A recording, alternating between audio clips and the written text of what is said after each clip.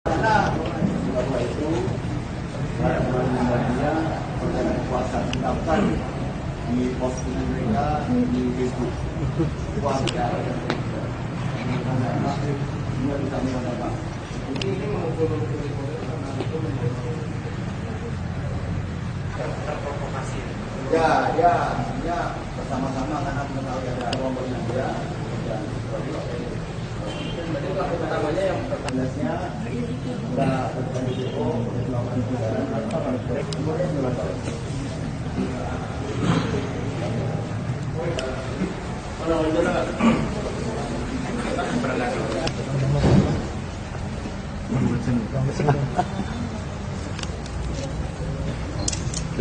Belum udah lah. Dah.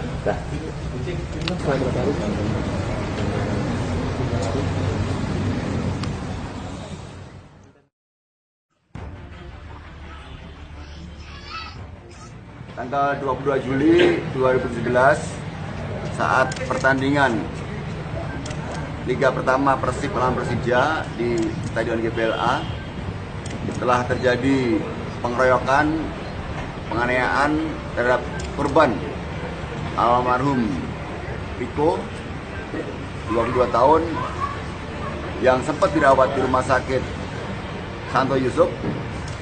Setelah dirawat 5 hari kemudian meninggal dunia. Beberapa saat kemudian keluarga almarhum membuat laporan polisi. Setelah menerima laporan, maka penyidik melaksanakan olah TKP mencari saksi-saksi atas kejadian tersebut. Setelah itu kita bisa mengidentifikasi pelaku. Maka 2 hari yang lalu kita telah berhasil menangkap 5 orang pelaku, baik yang melakukan pengeroyokan terhadap korban almarhum Riko maupun yang melanggar Undang-Undang ITE, Undang-Undang Nomor 11 Tahun 2008. Pelaku atas nama FG, kemudian A, G, E, SL. Saat ini pelaku mempertanggungjawabkan perbuatannya diproses di Polres Tabes Bandung. Dari hasil pemeriksaan dan pengembangan dari penangkapan yang kita lakukan, kita telah berhasil menyita barang bukti berupa sepatu, kemudian topi, baju yang dikenakan. Dari hasil pemeriksaan memang saudara FG ini yang melakukan menendang di bagian dada korban. Namun demikian, masih ada beberapa pelaku lain yang kita akan kejar, antara lain saudara D, saudara A, kemudian saudara R. Untuk itu sekarang dalam proses penyidikan di jajaran Satreskrim Polres Bandung. Penangkapannya seperti apa sebenarnya?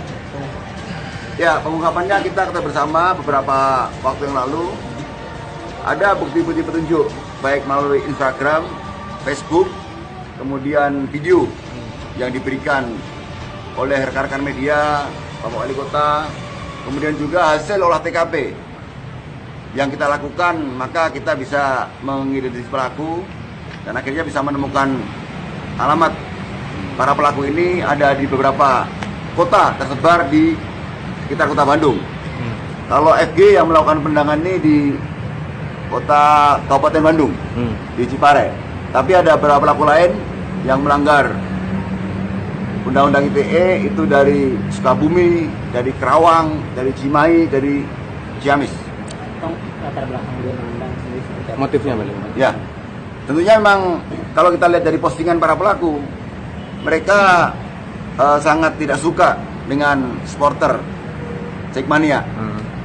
Sehingga pada saat kejadian di Stadion Pintu Es, ada salah seorang yang dikeroyok dan menggunakan yang dikeroyok karena disinyalir adalah supporter Jackmania, maka pelaku juga ikut melakukan penganiayaan. Jadi maksudnya memang tidak suka, benci, dendam pada supporter kedua belah pihak. Tidak salah sasaran.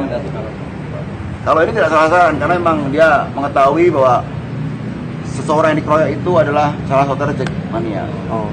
Sehingga dia ikut melakukan penganiayaan. Untuk saling kenal nggak dengan Riko ini pelaku? Almarhum Riko dengan pelaku tidak saling kenal. Bahkan pelaku ini dengan pelaku yang lain juga tidak saling kenal.